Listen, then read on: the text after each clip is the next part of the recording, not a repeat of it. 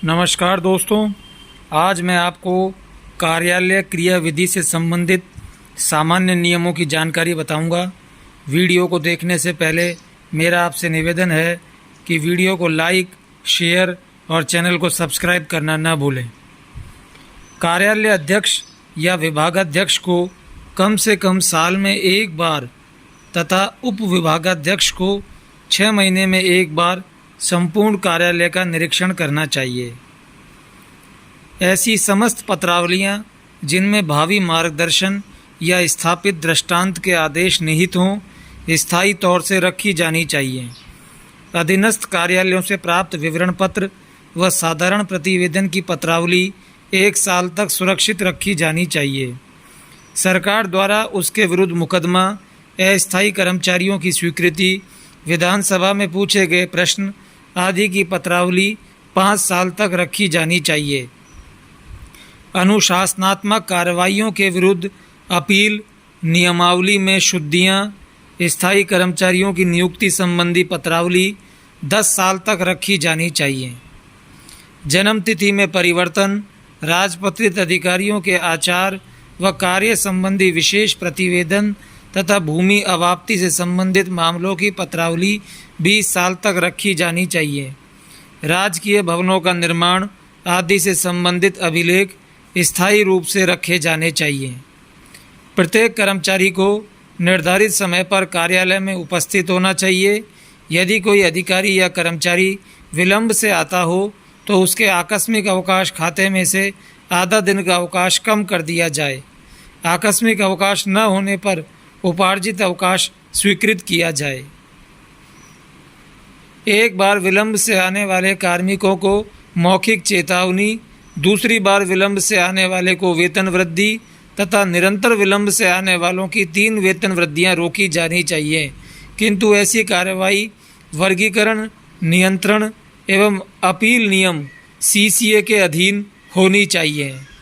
राजपत्रित अधिकारियों के विलंब से आने पर उन्हें अभिलिखित चेतावनी दी जानी चाहिए तथा ऐसी चेतावनी उनके वार्षिक गोपनीय प्रतिवेदन के साथ रखी जानी चाहिए।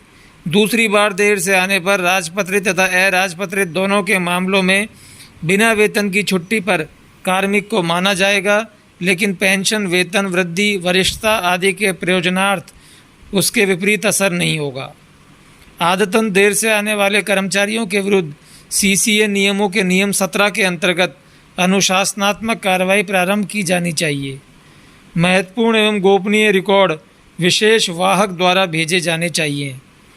लोक सेवकों के विरुद्ध गुमनाम शिकायतों पर कोई कार्रवाई नहीं की जानी चाहिए। यदि शिकायत में शिकायतकर्ता का नाम व पता हो तो रजिस्टर्ड पत्र द्वारा शिकायतकर्ता को आरोपों को प्रमाणित करने के लिए सबूत मांगे जाएं, और यदि सबूत या पत्रोत्तर नहीं देता है तो शिकायत निस्तारित कर दी जाए। यदि सबूत प्रस्तुत करने की सूचना देता है तो शिकायतकर्ता को बुलाकर मालूम करें कि उसके पास क्या आधार है, और ठोस आधार प्रस्तुत करने पर प्रारंभिक जांच अधिकतम 3 महीने में समाप्त की जानी चाहिए। अत्यंत गोपनीय पत्रों के संप्रेषण के लिए उन्हें 2 लिफाफों में रखा जाना चाहिए, जिसके ऊपर के लिफाफे पर पद नाम होगा और बीच के लिफाफे पर अधिकारी का नाम होगा। दोनों ही लिफाफे सील किए जाने चाहिए। CCA नियम 16 के तहत कार्रवाई लंबित होने पर कार्मिक को कैशियर व भंडार शाखा का चार्ज नहीं देना चाहिए। कार्यालय में सभी पत्रावलियों के ऊपर पत्रावली संख्या अंकित की जानी चाहिए।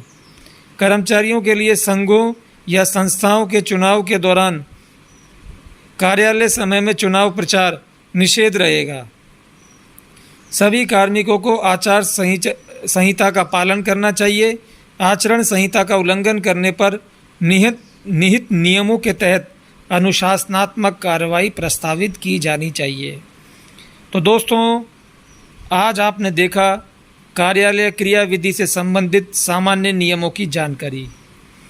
तो बहुत ही ज्ञानवर्धक ये जानकारी है, और जिसमें से एक महत्वपूर्ण जानकारी ये है कि कई बार लोग किसी सरकारी कर्मचारी या अधिकारी की शिकायत कर देते हैं, और गुमनाम शिकायत होती हैं वो, गुमनाम शिकायत पे कोई कार्रवाई नहीं की जानी चाहिए।